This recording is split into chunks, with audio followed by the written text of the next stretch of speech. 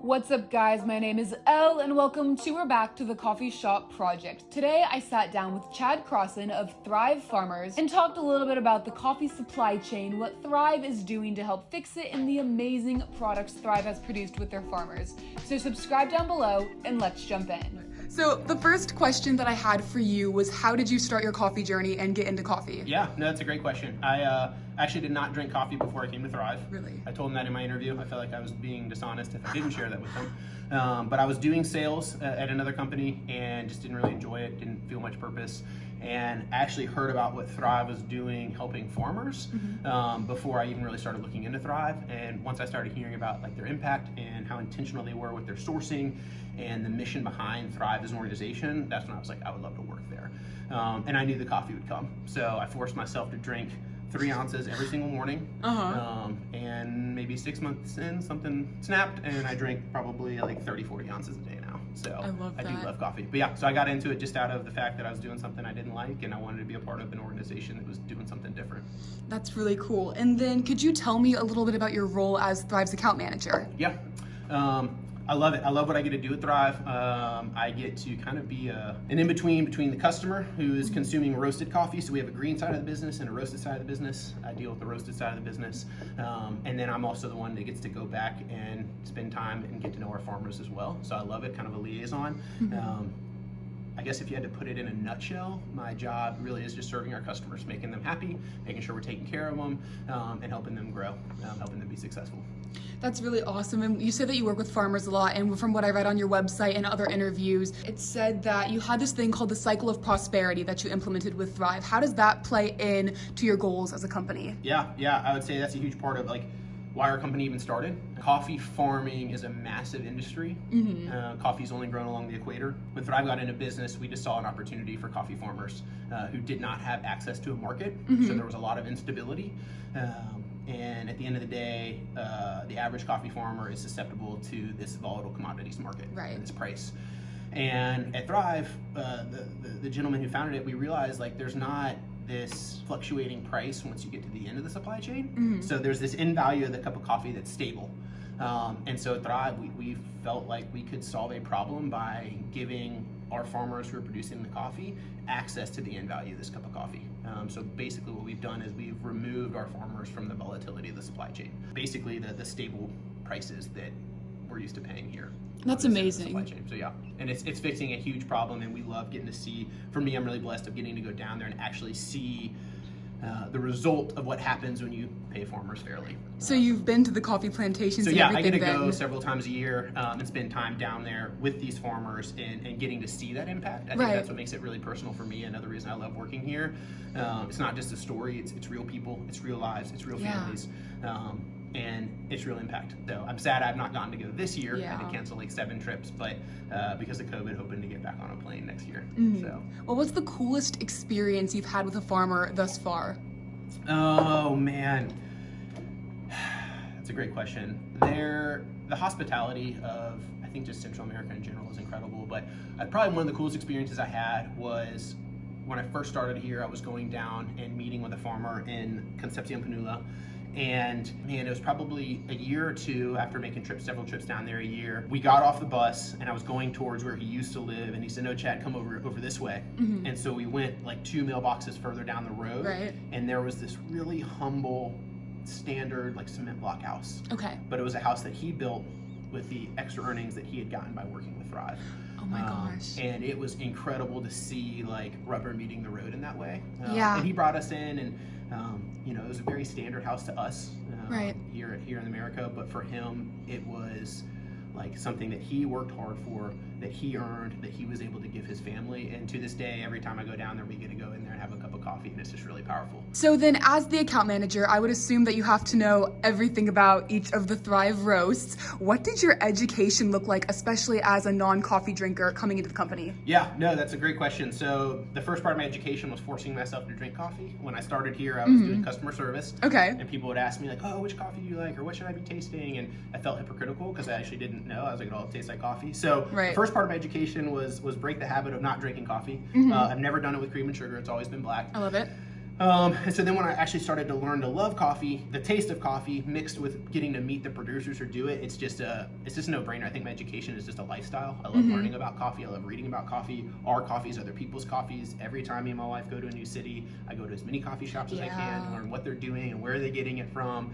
And so I think, there's not really a formal education, at least for me. It really was just a process of having a lifestyle around coffee. And then for our products, obviously I need to know enough and know about them to, when I'm talking to consumers, hey, what are you looking for? What does your customer want? Being able to point them in the right direction. But I think it's more than just knowing a product. It's knowing an industry. What kind of coffee, after all of the different origins and roasting styles and flavor notes, what kind of coffee do you like? Man, I would say, so as a whole, I'm definitely more of a central coffee drinker. I like sweeter coffees, brighter coffees. I don't tend to like the earthy coffees as much. I can relate to that. It's a little grassy, right? Yeah, I'm not a huge fan of it. However, I think because coffee's become really personal. Yeah. Even if I don't like a coffee, I know that there's hands that go into that cup of coffee, and that intrigues me, right? So even though I'm not a huge fan of African coffees, there are families and communities that need that coffee to survive. And so even if I personally don't love the taste, I know that again, there could be hundreds, if not thousands, of families who are in this cup of coffee. Right. And that just makes it so much more than just a commodity. I like that a lot. I've never thought about it that way because, every now and then I have over the past couple months learned that there are definitely, and I also like Central American coffees the best, but thinking about it from that perspective is really enlightening. So when you go and you get a new client and they're like, we want your coffee in our store or whatever, when you sit down with them to pick the roasts that is going to be supplied to them, what does that process kind of look like? Yeah, great question. Depends on the client, depends on the size of the client. COVID's obviously changed some things. So it can be anything from Thrive has, we have a couple different tiers. We have 6 specialty grade blends. Okay. We have I think right now we have 3 of what is our Growers Reserve, which is our roasted in-house, really specialty, really high end. They cup at 86s or higher. And then we have our farmhouse, which is more of our price conscious customer. And so I guess the first step is, what kind of customer is it? Do they have enough volume needs to do a private label? Or is it something where they just want to buy a wholesale product off the shelf from Thrive? And so I think the first step is kind of, hey, what's your volume? What's your end goal? If they're new into coffee, I always press them into the lowest risk options.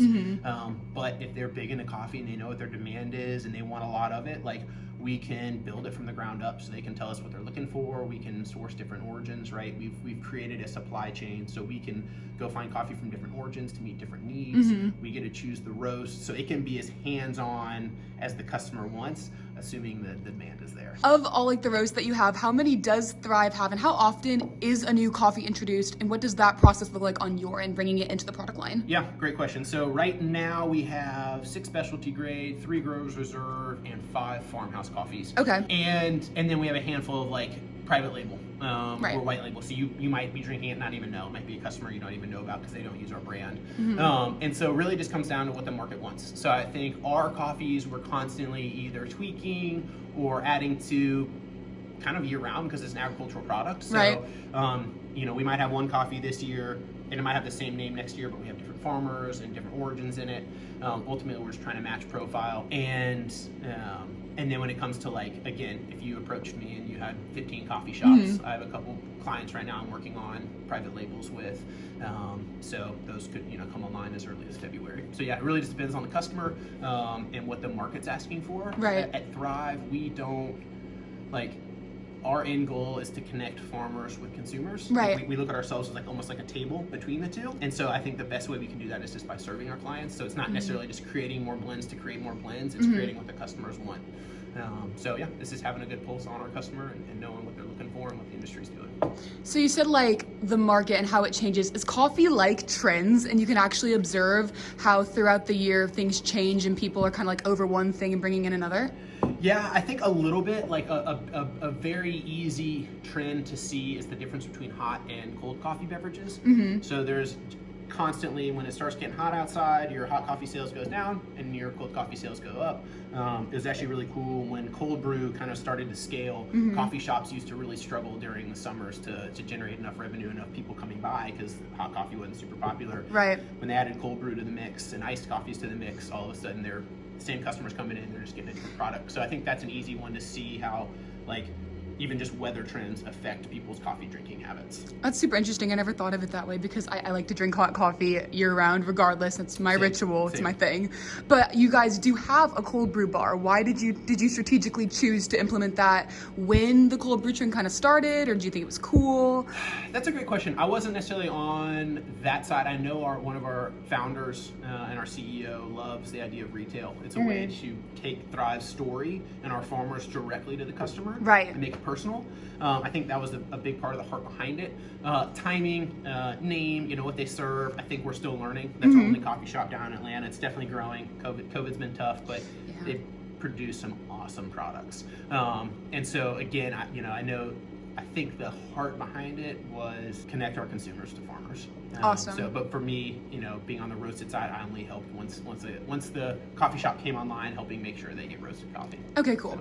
And does Thrive have any other retail locations in Atlanta or otherwise? We do not. Just the cold brew bar right now? Yep, just cold brew right now. Is it open right now if I wanted to go check it out? It is. Fabulous. And then if I wanted to buy your coffee, aside from your website, are you in any grocery stores, or like sometimes when you go to specialty coffee shops, they carry like a few bags from local roasters? Yeah, no, great question. So it's super random. I think online is probably the easiest way to get us. And we're also running a free shipping promo on orders over like 35. That's probably your easiest way to get us. We are kind of scattered throughout the US in random roasters and random grocery stores, but it's not like one central place, if that makes sense. It's not like, go to this grocery store, and every state they have us. Like, it kind of varies. So. And is that where your job then kind of comes in? Is like, if grocery store A was like, we want to carry Thrive, is that where you kind of come in and you're like, we'll pick these, and these? Yep. So if it's roasted, that is exactly right. I would come in and say, okay, what price point do you need to hit? How much do you want to carry? Where's it going? And help basically facilitate the deal from someone wanting to use Thrive to someone actually using Thrive. Awesome. Do you have any like super cool stories that you can share from like an account or something? So I feel like on the farmer side, I'll never forget this. I was down in Costa Rica, and I was wearing a Thrive Farmer shirt, and I was sitting on the plane about to fly out. I've been down there for a couple of days. And I'll never forget, this woman got on a plane and she saw my shirt and she said, Thrive, we know you guys. And I said, oh, that's awesome. Do we source coffee? Because we source coffee from, thousands of people. Like, I've not met all of them. Right. And so that's awesome. Do we source from you guys? And she said, no, you don't source from us, but we in our community know about you guys. And it just hit me then that like what Thrive is doing, and ultimately our name Thrive comes from the fact that we want to help coffee farmers and their communities thrive. Right. What we're doing is reaching out further than even where Thrive currently works, which I love. And I just remember thinking like, this woman who I've never met and we've never worked with has heard about the impact that Thrive is having and wanted to work with us, which was really, really cool. That's amazing. Yeah, I've never forgotten that. And then the last question that I kind of had written down, or what coffee am I drinking right now? Yep, so you're drinking True North. True North. It's a Central American blend. This is the lightest of the specialty grade coffees that we have. And again, being a Central, you can taste the sweet notes. It's got some fruity notes to it. It's an excellent cup of coffee. It's consistent every single year. I brewed it for you because I figured you liked black coffee. And lighter coffees tend to be a little bit better black in my preference. I don't really like dark roasts, really dark roasts black. And so I thought this was a good starting point, and then you can always go up and the next roast is our morning ritual and then our night shift. So you can find a roast profile that works for you. But, that's super cool. Thank you so much for watching this episode of the Coffee Shop Project, and special thanks to Chad and Thrive Farmers for making this video happen. I have linked their Instagram page and all their products so you can shop them down below. And while you're there, if you liked this video, I would love if you considered subscribing. I post Wednesdays and Saturdays, and I hope to see you there. Bye guys.